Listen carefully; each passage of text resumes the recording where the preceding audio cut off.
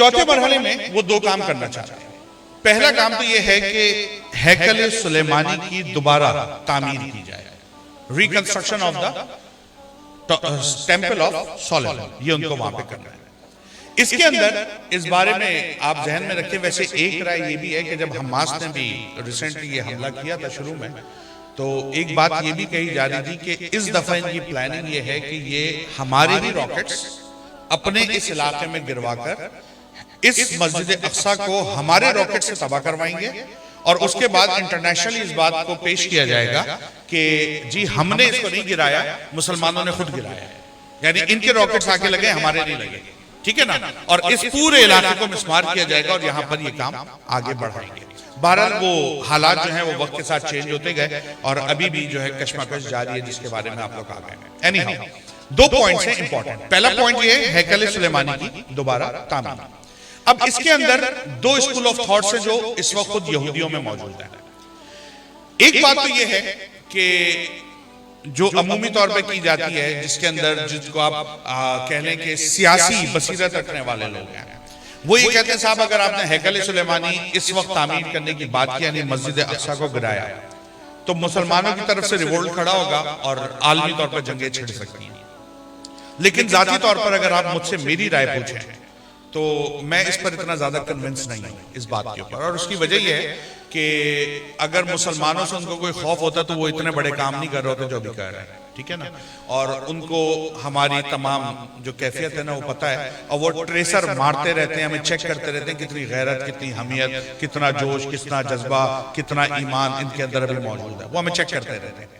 تو میرا نہیں خیال کہ وہ ہم سے دب کر یا ہم سے ڈر کر یہ کام نہیں کر رہے. اس میں جو دوسرا اسکول آف تھاٹ ہے, میری ذاتی رائے اس طرف ذرا زیادہ مائل ہے. دوسرا اسکول آف تھاٹ یہ کہتا ہے کہ جو ان کا ریلیجیس اسکول آف تھاٹ ہے, وہ یہ کہتا ہے کہ جناب اس وقت تک ہیکل سلیمانی کی دوبارہ تعمیر نہیں کی جا سکتی جب تک کہ ہمارا مسیحا یعنی اینٹی کرائسٹ دجال فی نفسی ہی خود نہ آ جائے. وہ خود آئے گا تو اپنے ہاتھوں سے ہیکل سلیمانی کی تعمیر کرے گا. اس کا مطلب یہ ہے کہ وہ جو ویٹ کر رہے ہیں, وہ جو انتظار کر رہے ہیں, وہ اپنے مسیحا کا نکلنے کا انتظار کر رہے ہیں. اور اس کے لیے جو انہوں نے بڑے شاندار ایک کام کیا ہوا, آپ کے ذہن میں سوال اٹھنا چاہیے کہ بھئی پھر امریکہ کیوں سپورٹ کر رہا ہے, ٹھیک ہے نا, یہ اس میں تو زیادہ تر کرسچنز ہیں یا ایتھیسٹ ہیں, تو یہ کیوں اس کو سپورٹ کر رہے ہیں. تو بیسیکلی انہوں نے کرسچنز کے ایک بہت بڑے طبقے کو اپنا ہم خیال اس بنیاد کے اوپر بنا لیا ہے کہ بھائی ہمارا مسیحا آئے گا تبھی تو تمہارا مسیحا آئے گا, یعنی دجال آئے گا تبھی تو جیسس آئیں گے.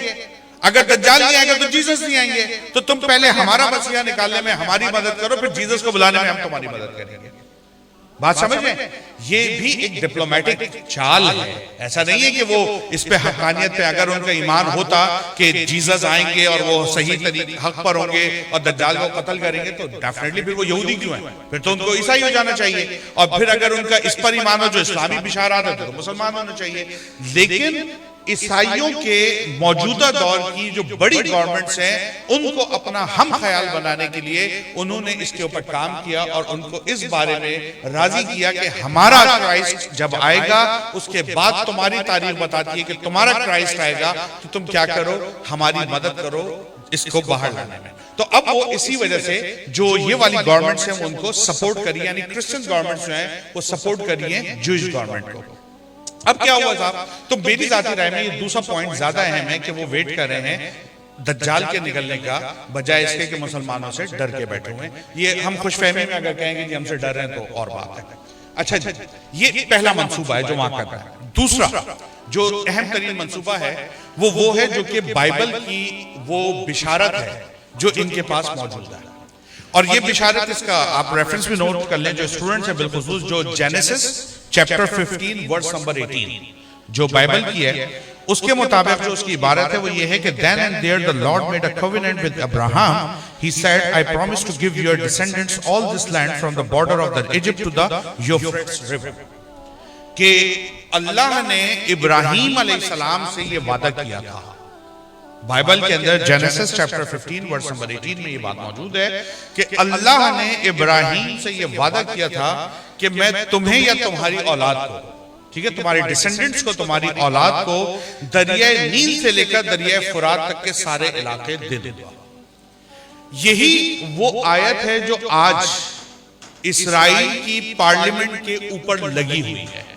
اور یہ دنیا کا واحد ملک ہے جو کھلم کھلا پوری دنیا کو یہ پیغام دے رہا ہے کہ میں اپنے ملک کی سرحدوں کی ایکسپینشن کروں گا، اور یہ سارا کا سارا علاقہ دریائے نیل سے لے کر دریائے فرات تک کا یہ میری حکمرانی کے اندر چلے گا، اور میں اس کو چلانے والا ہوں گا۔ یہ ان کی پارلیمنٹ کے اوپر لکھا ہوا ہے۔ اچھا جی، اب اسی وجہ سے یہ کیا کر رہے ہیں، اسی وجہ سے یہ جو پورا ایریا ہے، اسی کے اندر لبنان آتا ہے، اسی کے اندر مصر آتا ہے، اسی کے اندر اردن آتا ہے، اسی کے اندر عراق آتا ہے، اسی کے اندر ترکی کا جو آگے کا علاقہ ہے، بالخصوص یہ جو استنبول والی سائیڈ ہے یہ آتی ہے، اور یہی علاقہ پھیلتا پھیلتا مدینہ طیبہ تک آتا ہے۔ اب آپ دیکھ لیں گزشتہ 50 سالوں میں آپ نے عراق کی حالت دیکھ لی کیا ہے، کس طرح سے وہاں صدام کو مارا گیا، بمبارڈمنٹس کی گئیں، کارپیٹ بامبنگ وہاں کی گئی، کس طریقے سے انہوں نے مصر کے اندر جب اخوان المسلمون کی حکومت آئی، انہوں نے جنرل سیسی کو لاکے کھڑا کیا، اس کو مروایا، بلڈوز کرائے، لوگ مروائے، اسلامی حکومت نہیں بننے دی۔ لیبیا کی حالت دیکھ لیں، شام کے اندر تو حال یہ ہوا کہ یوہان ریڈلے جب پاکستان آئی تھی تو اس نے اپنی سپیچ کے اندر کہا تھا کہ اس وقت کیفیت یہ ہے شام کے اندر کہ جو سنی مسلمان ہیں ان کے پاس کھانے کے لیے گائے، بکرے، بھیڑ، مویشی تو دور کی بات، اب کتے اور بلیاں بھی نہیں بچی ہیں جن کو کاٹ کر وہ اپنی بھوک مٹا سکیں۔ اس کیفیت کے اوپر انہوں نے شام کے سنی مسلمانوں کو لا کر کھڑا کیا ہوا ہے۔ یہ انہوں نے ادھر کیا، صرف 2 علاقے بچے ہوئے ہیں، ایک ترکی جس کے پیچھے یہ لگے ہوئے ہیں، ٹھیک ہے نا، اور اس وقت اگر ترکی اس جنگ میں کودتا ہے، اور بہت ڈپلومیٹک انداز کے اندر ترکی اس وقت آگے بڑھ رہا ہے جو واقعی لائق تحسین ہے، اگر ترکی اس کے اندر گھس گیا تو یہ انٹرنیشنل وار ڈیکلیئر کر کے پوری نیٹو کی 32 فوجیں لے کر جو ہے نا وہ ترکی کے اندر گھس جائیں گے، ان کی فل پلاننگ ہے لگی ہوئی۔ لیکن یہ بہت ڈپلومیٹک اس وقت کام ترکی کی طرف سے کیا جا رہا ہے، وہ براہ راست جنگ میں نہیں کود رہا، دھمکیاں دے رہا ہے، تھریٹ کر رہا ہے، اپنے ٹرکس بھیج رہا ہے، معاونت کر رہا ہے، جنگ نہیں کر رہا، کھلم کھلا نہیں آ رہا، کیونکہ اس کو بھی پتا ہے کہ نیکسٹ ٹارگٹ ترکی لگا ہوا ہے، اور جس دن ترکی فتح ہونے کے نزدیک آ گیا، یعنی وہ علاقے میں لے لیے، اگلا ٹارگٹ سیدھا مدینہ منورہ ہوگا، یہ حجاز کے علاقے میں گھس جائیں گے، ٹھیک ہے نا۔ اچھا، یہ ان کے ٹارگٹس ہیں، لیکن for your kind information and take it as a positive thing, as a glad tiding, کہ ایک خوشخبری یہ ہے کہ ہمارے مسلم عقائد کے مطابق انشاءاللہ تبارک و تعالیٰ یہ کام کر نہیں سکیں گے، یہ پلان تو کر رہے ہیں، یہ کر نہیں سکیں گے۔ کیوں نہیں کر سکیں گے؟ کیونکہ اس بشارت کو ہم بھی مانتے تو ہیں کہ ہاں یہ بائبل میں موجود ہے، لیکن ہمارے عقائد کے مطابق یہ علاقہ آلریڈی اللہ رب العزت نے اپنے وعدے کے مطابق حضرت ابراہیم علیہ السلام کی اولاد کو،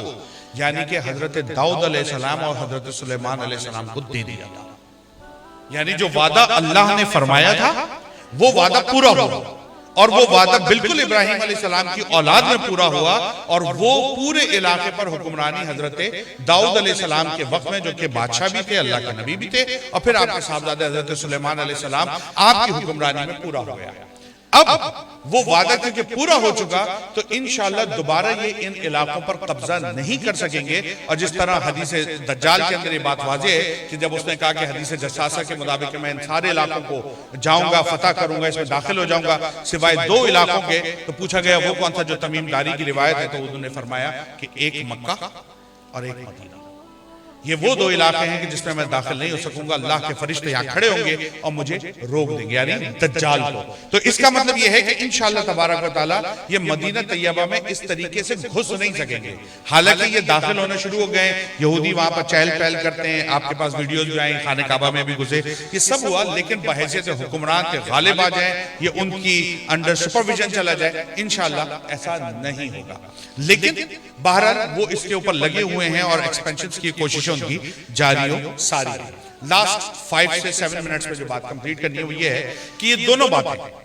یعنی ایک ان کا ہیکل سلیمانی کا بنانا، اور دوسرا ان کا اس پورے علاقے میں جو دریائے نیل سے لے کر دریائے فرات تک کا علاقہ ہے، اس پر حکمرانی کرنا، یہ وہ 2 اہم موضوعات ہیں جو مجھے اور آپ کو نہ صرف سمجھنے ہیں بلکہ اپنی ملک، اپنی قوم، اپنی نسل کے بچے کو سمجھانے بھی ہیں اور یاد بھی کرانا۔ دیکھیں اس بات کو ذہن میں رکھیں, ابھی ریسنٹلی یہ ویڈیوز باقاعدہ طور کے اوپر آئیں کہ اسرائیل کے اندر اسکولز میں وہ اپنے بچوں کو پرشین لینگویج سکھا رہے ہیں. اب بظاہر کتنی بیوقوفی کی بات ہے کہ اس جدید ترین دور کے اندر آپ انگریزی کو اچھے انداز میں سکھاتے, جس طرح ہم پاگل ہوئے میں انگریزی فوبیا کے اندر مبتلا ہیں کہ ہم اپنے بچے کو, مطلب وہ بالکل بدتمیز بے ادب گستاخ ہوگا لیکن انگریزی اچھا بولتا ہے, ہم کہیں گے میں بڑا قابل بچہ ہے. ٹھیک ہے نا, ہم پاگل ہوئے ہیں انگریزی سکھانے میں. وہ انگریزی پہ زور دے رہے, پرشین پہ زور دے رہے. ارے بھائی پرشین کیوں سکھا رہا؟ دو وجوہات ہیں. پہلی وجہ کہ ان کو ایران کے اندر اپنی